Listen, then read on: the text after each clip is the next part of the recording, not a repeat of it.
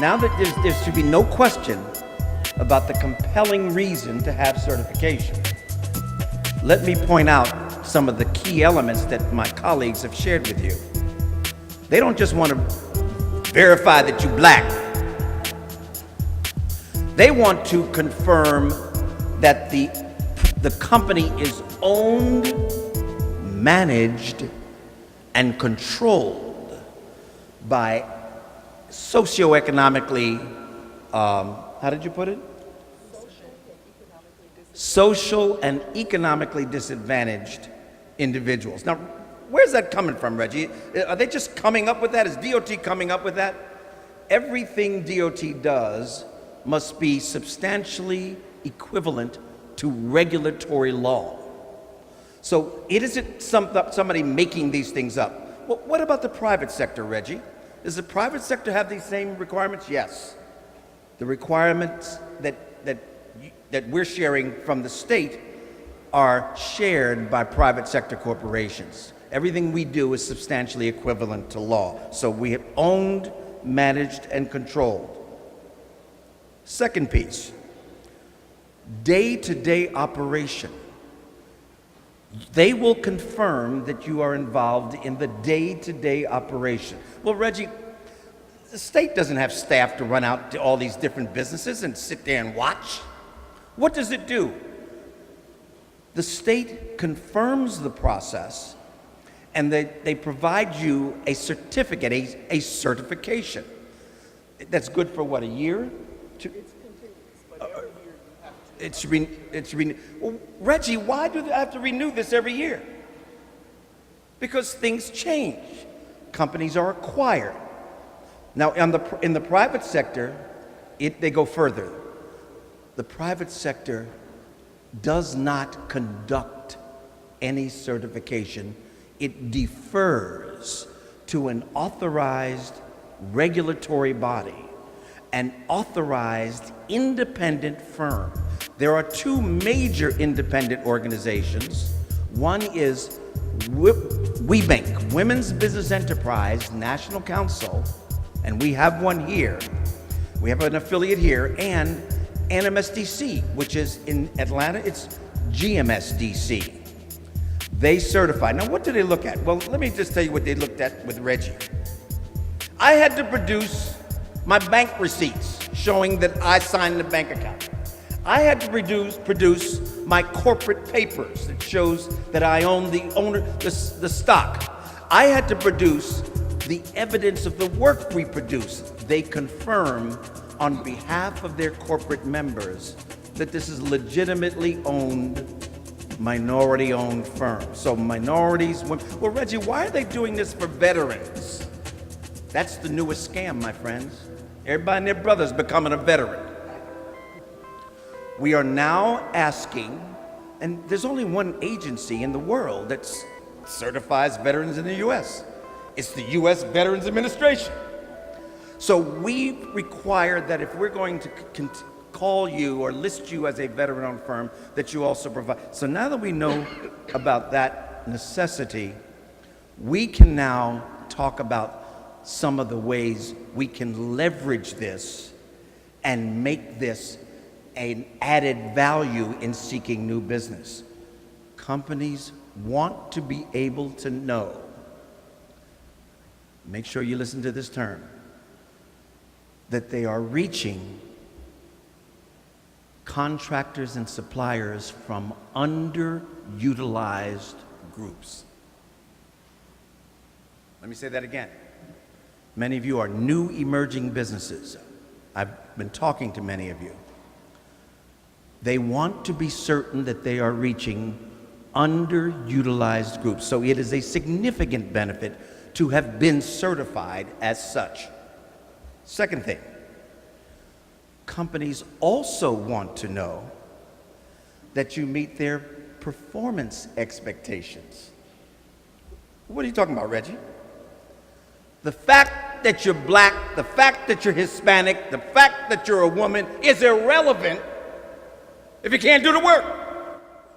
So this process of certification is simply an entry-level approval It has nothing to do with whether you're going to get to work. Nothing.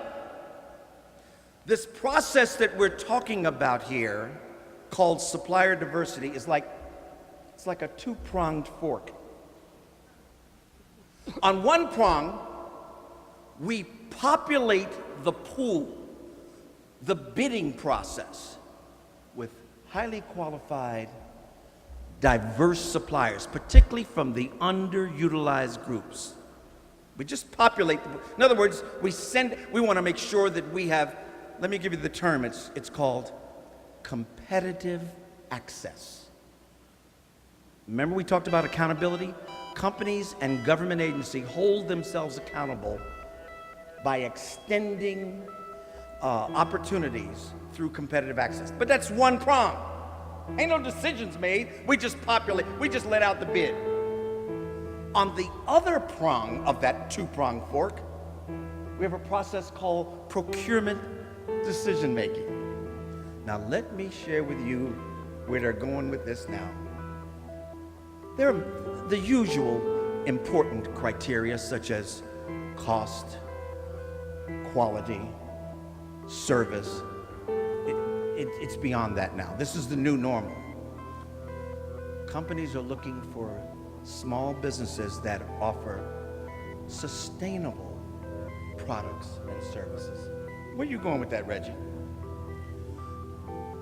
Green products, biodegradable, renewable, non-toxic, environmentally safe products and services. On the service side, they are looking for services that extend beyond the scope of work.